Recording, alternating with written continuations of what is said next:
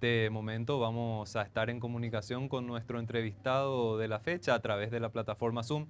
Vamos a conversar con el analista económico Amílcar Ferreira. Amílcar, ¿cómo te va? Muchísimas gracias por participar del programa. ¿Qué tal? Un gusto saludarte, igualmente un saludo a la audiencia. Amílcar, te queríamos consultar bajo tu visión, teniendo en cuenta este controvertido tema del convenio con la Unión Europea. Más allá de este tema en específico, en particular, ¿te parece que se genera una imagen negativa del país dentro de todo ese escenario que nosotros hablamos siempre de posicionar a Paraguay como un destino de inversiones y ofrecer seguridad jurídica para las personas que vienen desde el extranjero hacia nuestro país en términos de imagen?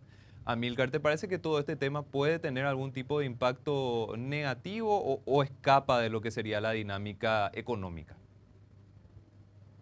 Mira, yo creo que genera algo de ruido, ¿no? En la relación entre Paraguay y la Unión Europea y también por manifestaciones que hemos visto de otras oficinas de cooperación de países amigos, también ellos están extrañados, ¿no? Acá lo que pasó es que lo que fue una estrategia de campaña de una facción del Partido Colorado que a los efectos de polarizar al electorado, posicionándose ellos como los defensores de la familia y sugiriendo que el bando contrario eran, digamos, gente que iba, ¿cómo decir?, promover, digamos, cuestiones como la homosexualización de los niños y ese tipo de cosas, cosas totalmente disparatadas.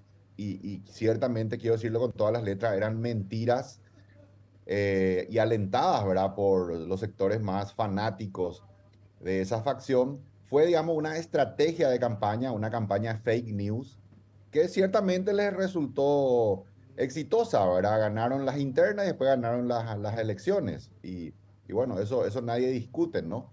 Pero ya ahora, a la hora de gobernar, creo que es muy poco serio que ya el gobierno en funciones, digamos, adopte esa posición, ese discurso.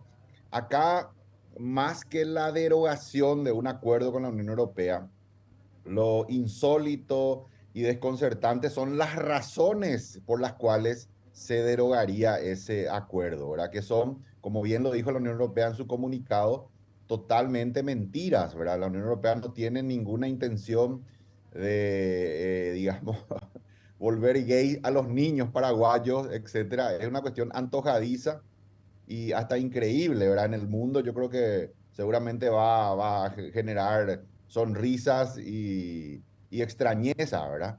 Entonces creo que es el que se dé esto, si bien es algo folclórico, digamos, típico de campañas, son estrategias que se usan, pero ya en función de gobierno creo que es muy poco serio plantear eso, la derogación de un convenio, ni más ni menos que un convenio internacional con un bloque, uno de los más importantes del mundo, la Unión Europea, que es un bloque amigo de Paraguay. Los contribuyentes europeos ayudan a la educación paraguaya, principalmente en lo que es infraestructura.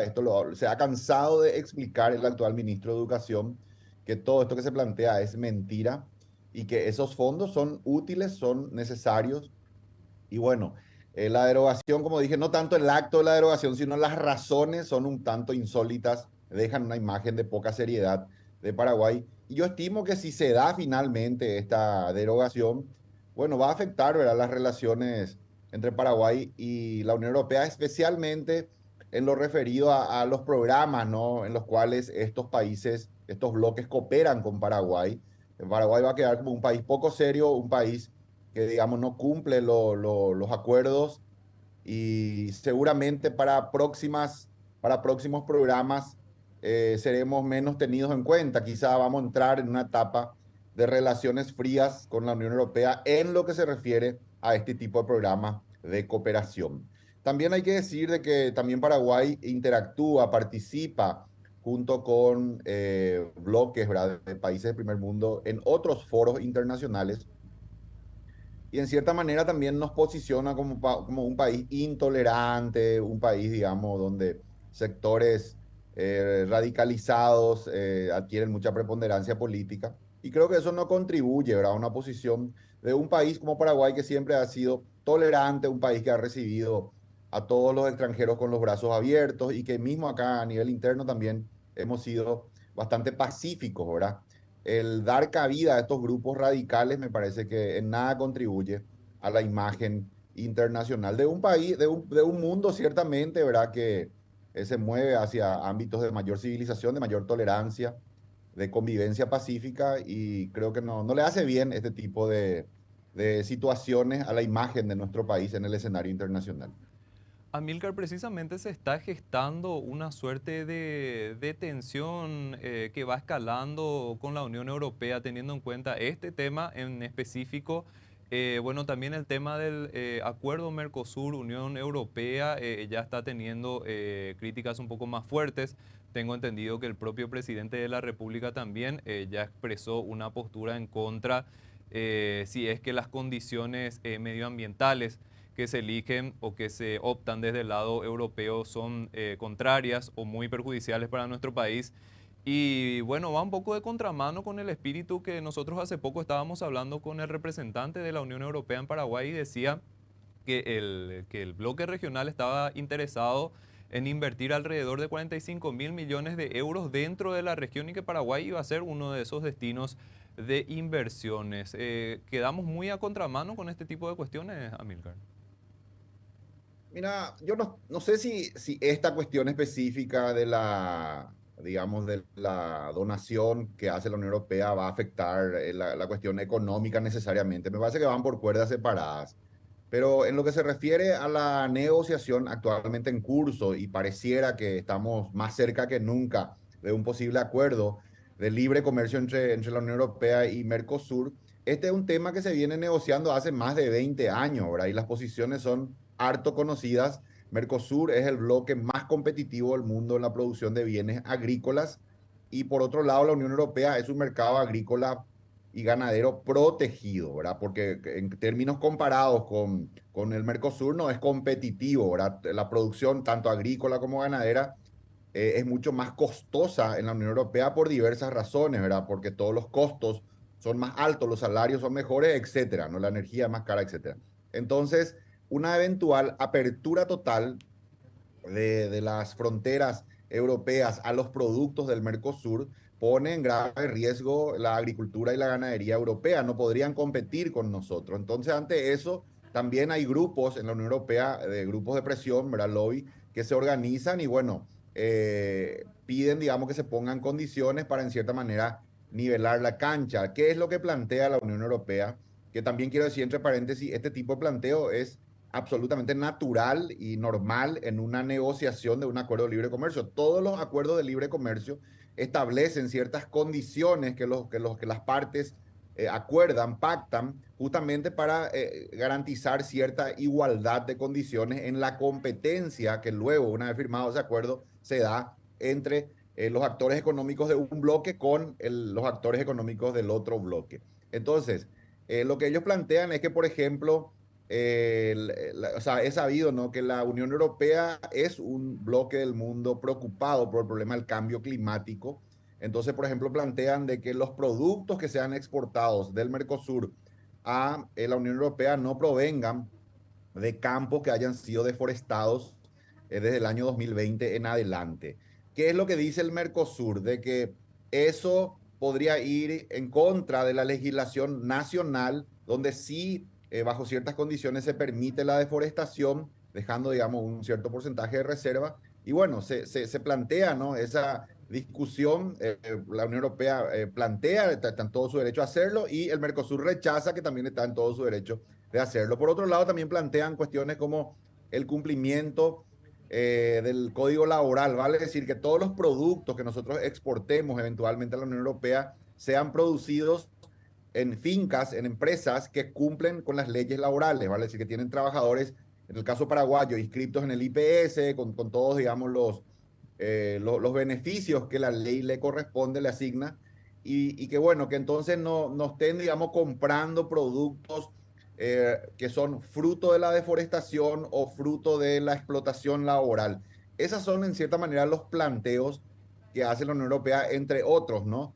Y bueno, se está dando ahora la discusión. En el caso de Brasil, digamos, su posición es un poco más fuerte, digamos, por ser el miembro más grande del Mercosur, lleva la voz cantante de nuestro bloque. Entonces, como ellos tienen, digamos, una producción donde claramente siguen deforestando, digamos, en el marco también de lo que la ley, de su ley le permite, y al ser el planteo de la Unión Europea más exigente que lo que establece la legislación brasileña, entonces el presidente Lula se opone. Esta conversación, este intento de firmar el acuerdo de libre comercio viene fracasando en los últimos 20 años y es justamente por esto, ¿no? Por este tipo de cuestiones que se siguen discutiendo. Vamos a ver si esta vez se llega a un acuerdo. Yo te diría que tengo expectativas medias, no muy altas, digamos, con respecto a que se llegue a un éxito, pero sería bueno realmente si pudiéramos llegar a un acuerdo, ponernos de acuerdo en ese tema ambiental, laboral, el cumplimiento de las leyes, etcétera, y bueno, finalmente poder acceder a un mercado que ciertamente sería muy interesante para nosotros y a la vez, en contrapartida, también recibir estas inversiones. La Unión Europea acaba de anunciar un paquete de 40.000 millones de euros para América Latina y bueno, Paraguay puede estar en ese mapa de países que reciben esas importantes inversiones. Amílcar, volviendo un poquitito al tema puntual del convenio en materia educativa y lo que conlleva la donación de recursos al Estado paraguayo, se crea un precedente negativo en el sentido de que Paraguay necesita este tipo de recursos para poder hacer frente a las necesidades que tiene, no solamente en materia educativa, sino en varios segmentos. El Estado paraguayo no está en condiciones para hacer frente sin este tipo de ayudas a las necesidades que tiene la población. Amílcar, no preocupa que esto deje un precedente para ir dejando agujeros dentro de lo que es nuestro presupuesto. Mira, nosotros somos un país de menor desarrollo económico todavía, si bien, vamos creciendo, estamos creo que haciendo bien algunas cosas. Y no es necesariamente que solamente podamos vivir, perdón, de donaciones, ¿verdad? Solamente que formamos parte de la comunidad internacional, existen estos programas de ayuda, de donación. Entonces, dado que existen, sería como tonto el no usar, ¿verdad? Estos recursos que están disponibles. Es una forma de cooperación, de amistad de otros países, ¿verdad? Ya más desarrollados. Y bueno, ante esta posibilidad de que nos ayuden, de que ciertamente complementan los recursos genuinos que Paraguay dispone, yo diría que sería una actitud poco inteligente por razones que son simplemente una mentira no utilizar, ¿verdad?, estos recursos.